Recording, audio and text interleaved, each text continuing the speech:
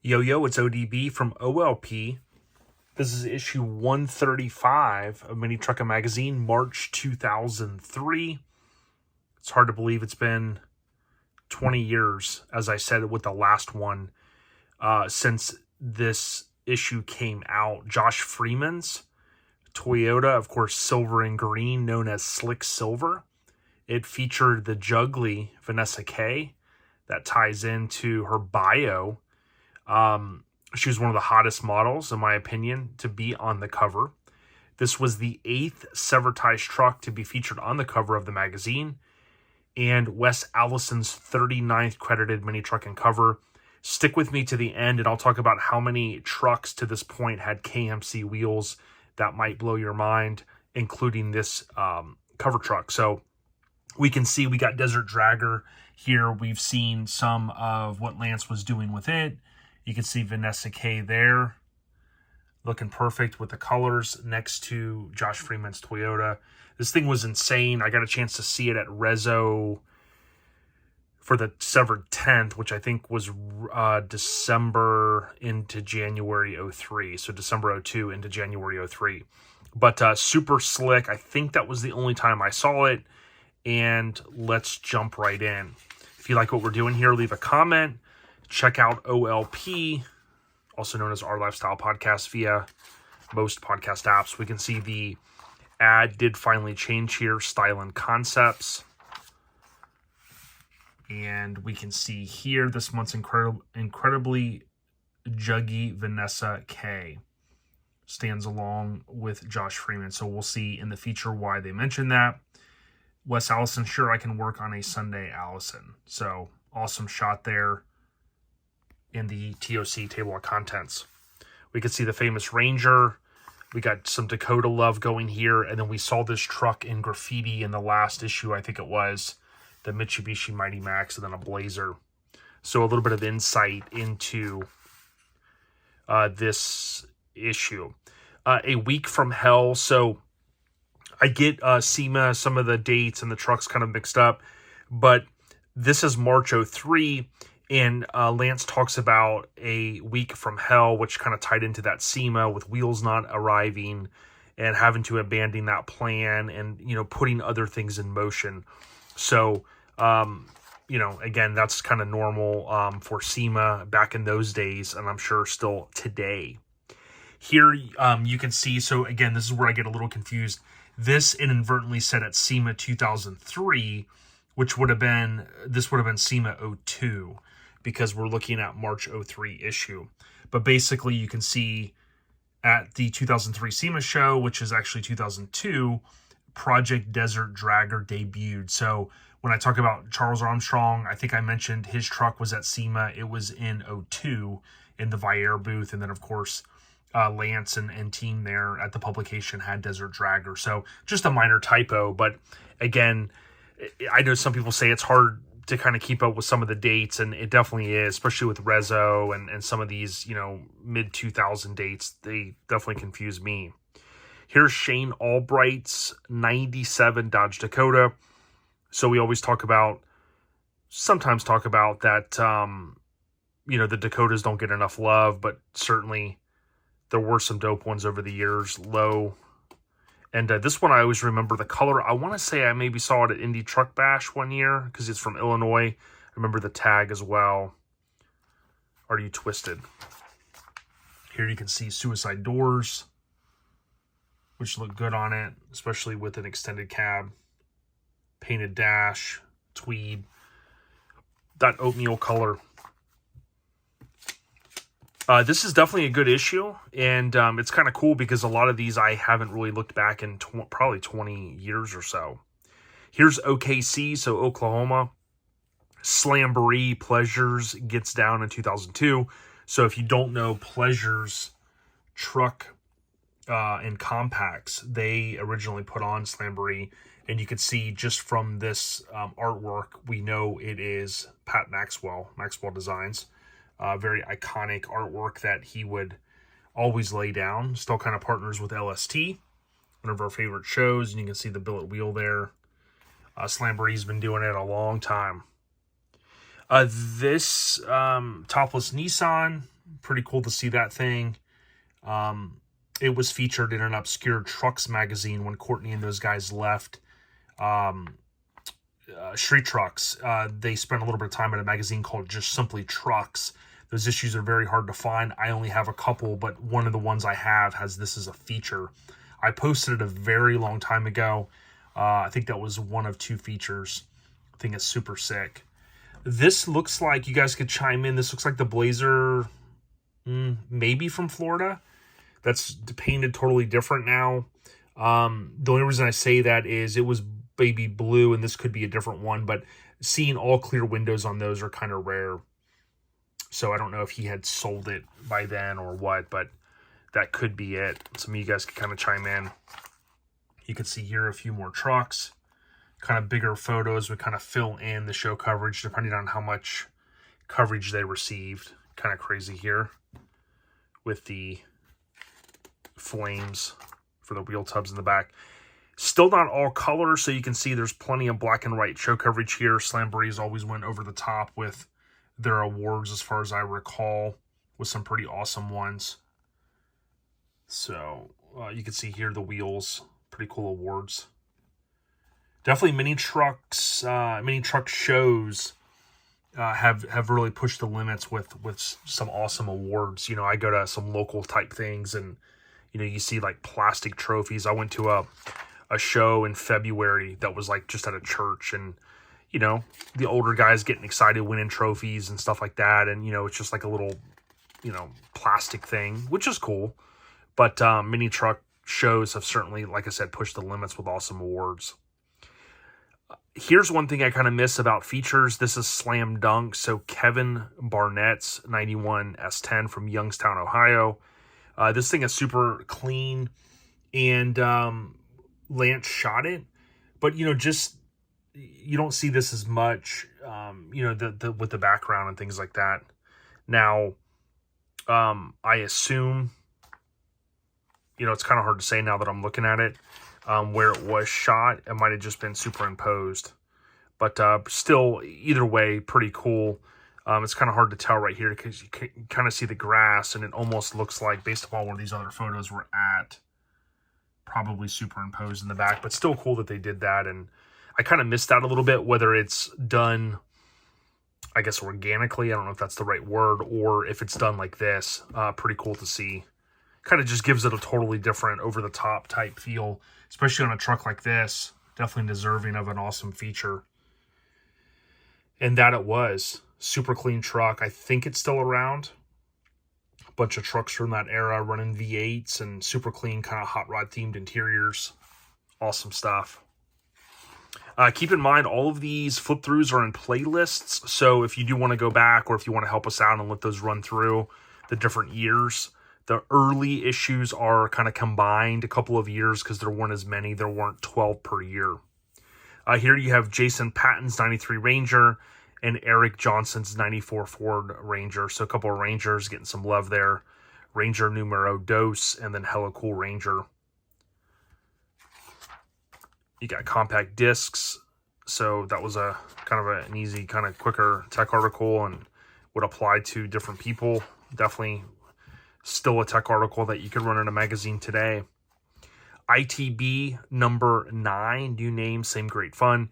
Courtney wrote about this in Street Trucks, and ITB was also known as Indy Truck Bash. I was here at this event this year.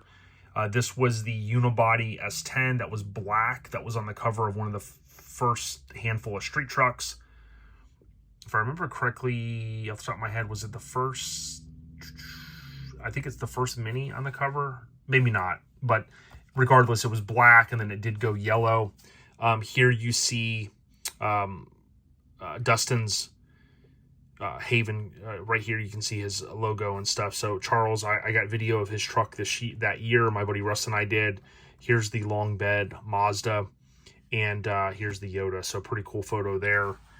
And ITB, though, we'd have to tell the story one day, but Courtney kind of had wrote that, being that it was named Indy Truck Bash, there was some sort of challenge with the Indianapolis 500, or I don't know if they got a cease and desist or what, but they did change the name to ITB. I have a video of Charles probably right around the same spot cruising. I posted not too long ago. Indy Truck Bash, or ITB, isn't very active on Instagram at all, but they do have an Instagram, which I appreciate. So if you go look up ITB, you can look at all of the times I've tagged them, and I tagged them in a video of Charles cruising. As he cruised by, he flipped the semi-fours to signal, which is one of the sickest mods still. There is the Toyota. There's the Tacoma. Got a chance to see this thing that year. It was super cool. Topless Ranger. This show was awesome. It really was. When my buddy Russ and I went in, I think 01 was the first year. Yeah, there's that truck I talked about seeing recently. And sure enough. But we went in 01, I believe was the first year. And then we had such a good time. And we saw so many amazing trucks. We quickly decided that we were going to go back the next year. Here's Quicksilver, so built by an army of one. Wes Allison again, the great, his 39th credited cover. You have Josh Freeman. At this point, it was Dana Point, California, 94 Toyota Standard Cab. Thing was super sick. Had a lot of innovative things with the front end. I think the rear, the chassis, just how low this thing was, the graphics, going into, on the hood, into the cab, on the dash, crazy exhaust, the rear end with the lights that kind of lit up. I mean, really innovative in a lot of ways. Very cool feature too. I just love how, you get the front 3/4, you got the rear 3/4 right there. And then you have all of your kind of insert along the bottom here photos. I remember seeing it, the airlines ran in the tube chassis. And, just checking it out at Rezo that year I went was awesome. I took some photos of it. Some I've shared in the past. And this was kind of a cool thing too, how the rear bumper roll pan area, so you could see the chassis and then the exhaust over here. Just really an innovative truck. People I'm sure have discussed, where is this one now? I don't know off the top of my head. I'm sure it's been discussed in the, shout out to the Facebook group, Mini Truckin, one word, Mini Truckin, where are they now? They discuss a lot of where these trucks are, and I don't know if it's still in existence. You guys can comment below if you happen to know. Again, just flat door panels, awesome interior with the graphics. And then here with Vanessa Kay, she talks about, I've been a juggy for Comedy Central's Man Show for years now. She talks about other work there, Mike's Hard Lemonade, Mattel, Hot Wheels, other stuff. And you can see there, looking dope, Vanessa Kay. At the time, 25 years old. So there you go. I just want to flip back real quick. Just soak this one in. Again, kind of crazy to think.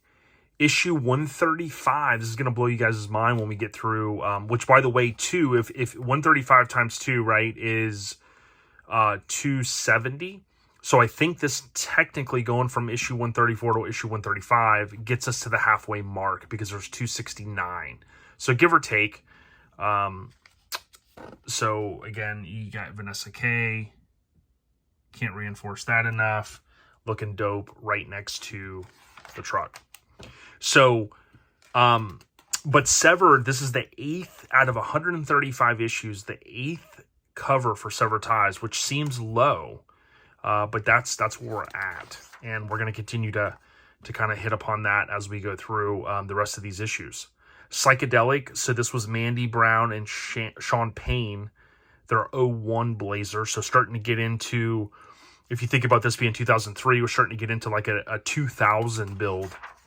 So it didn't take long.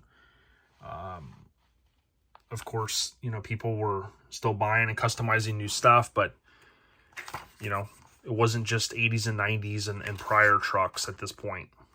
Special delivery, swapping plastic lines for steel. So this was kind of a thing that's still super popular. Trunk setups have just become insane. Whether you're doing like steel braided lines or aluminum or copper or stainless.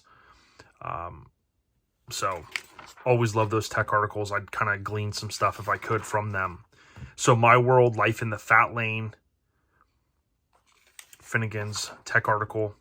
And then boom, SEMA 02. So you got Desert Dragger. And I think I've shared this photo in the past. There's a couple floating around, but Vi Air, again, is still doing it all these years later. You see the S10 and Charles Armstrong. He did have these stands. I don't know if Fester has those stands or if Charles kept them or who ended up with them. But pretty cool stuff here, to see it. Slamboree that year, he also had it up on the stands.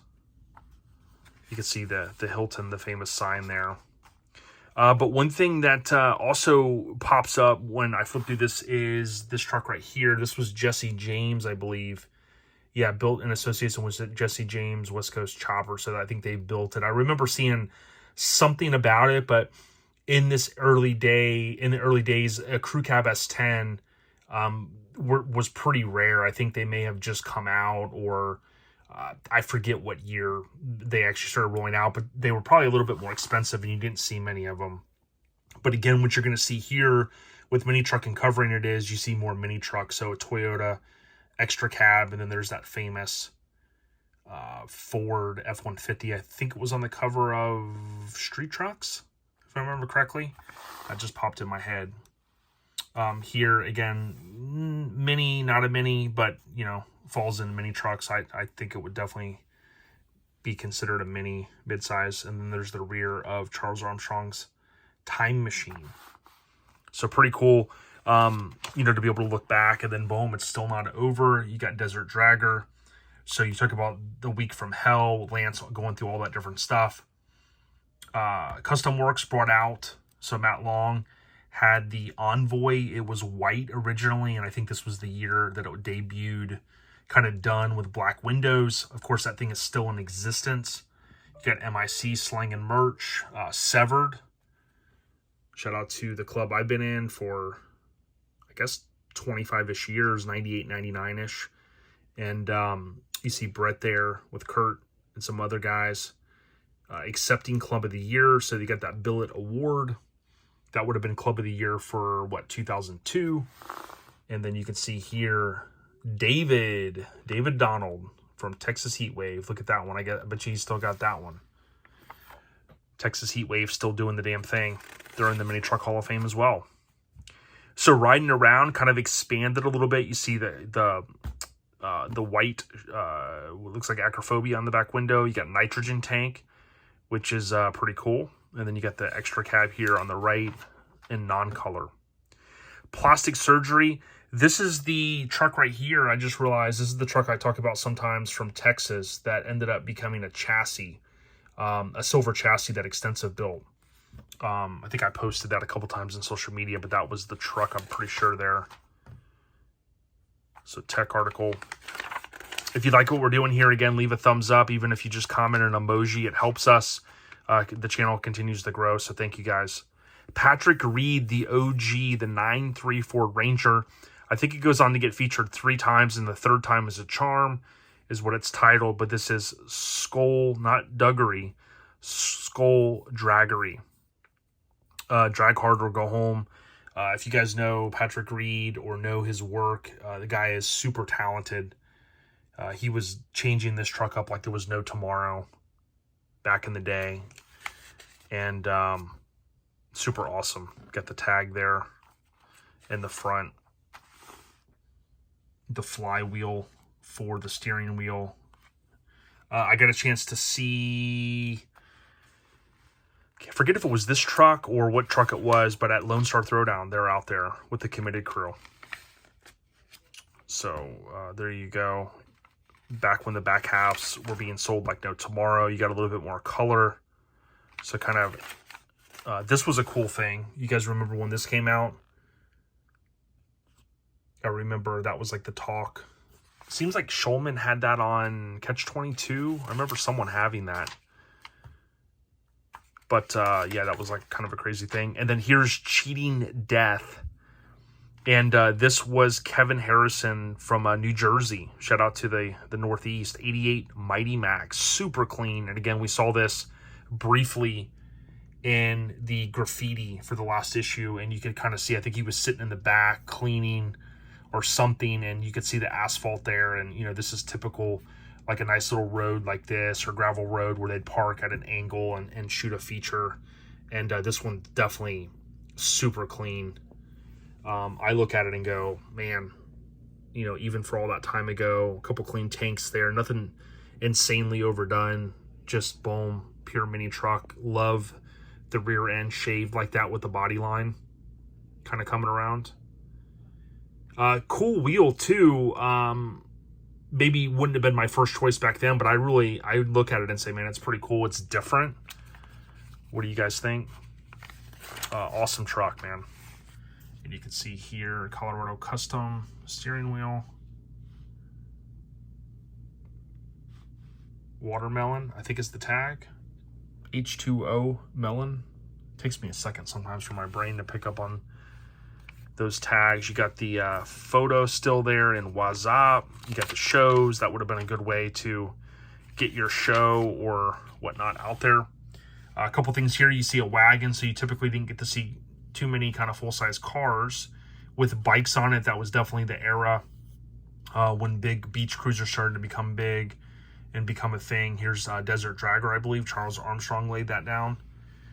You see the Viair S10 from the booth. There's Charles Armstrong again. Again, some SEMA photos starting to come in here. Golf cart and whatnot.